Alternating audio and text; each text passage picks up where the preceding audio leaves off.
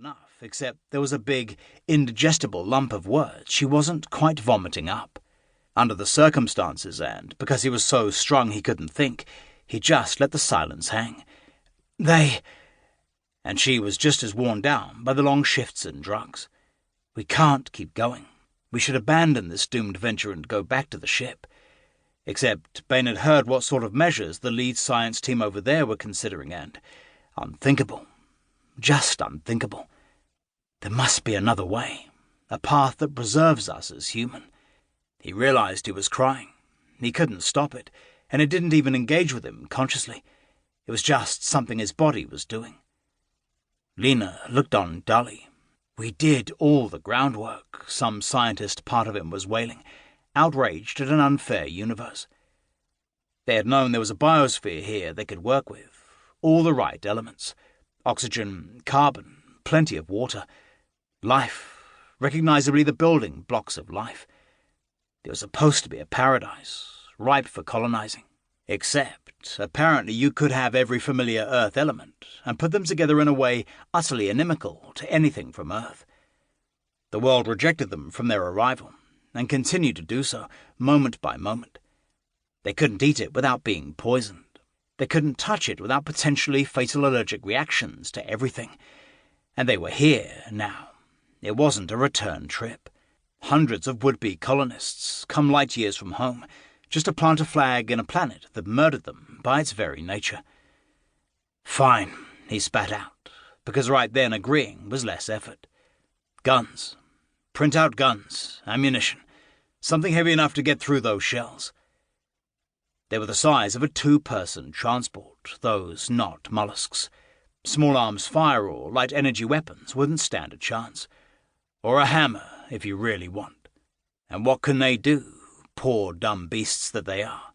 They were the Galapagos tortoises of an alien world, and they wouldn't even have the wit to rue the day they met humanity. Only after she'd gone, after he was back in his pod with strict instructions to shoot him full of downers and let him sleep for a week, did he realize he never asked her what they did with the sampler drones. What they did, instead of eating, that so discomforted her. But it was too late then, and by the time they woke him, it was a moot point. They were an unlovely thing, Lena Dow thought, but if they'd stuck to simply crawling about in the mud like the snails they resembled, she would have been content to share a world with them, at least until a solution was found to long-term human habitation there. If that solution involved snail genocide, she wouldn't weep. She might be a bioengineer, but that didn't mean she was soft on every creature in the cosmos. She'd come out with Shay Park and Orindo Snapper, geologist and technician respectively. They'd used too many expedition resources fabricating large-bore percussion weapons, and now they were escorting a sampler drone out along the beach. They'd already seen a dozen of the monstrous mollusk-alikes, even on the short walk from the dome complex to the sea. The sister colony expedition had set up in the wind shadow of a great rise, a slanted boulder 15 meters high that had been rolled up to the high watermark by some ancient storm, or perhaps left by retreating glaciation, though they'd seen little other sign of that. It remained the landscape's lone muck and vegetation-encrusted shelter, a bastion against the fierce winds that came off the great greenish expanse of the sea, the water murky as a weed-choked pond with a scum of plankton. Filthy. She wouldn't want to put her foot in it. Yet this ecosystem was the most amenable to conversion for human uses. Coming about the boulder hill's broad, rounded base, she felt her heart sink at the sight.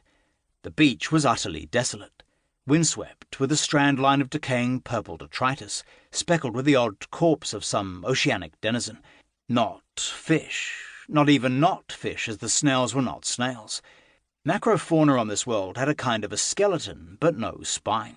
The hydrodynamic shape that evolved over and over on Earth never found a foothold here. Everything that swam was all webbed legs, like spider crabs crossed with bats, and dead if it had washed up here. If she weren't suited up, she'd have a noseful of alien decay, a weirdly floral cloying scent, but a stink nonetheless. She reckoned they'd stink alive, too.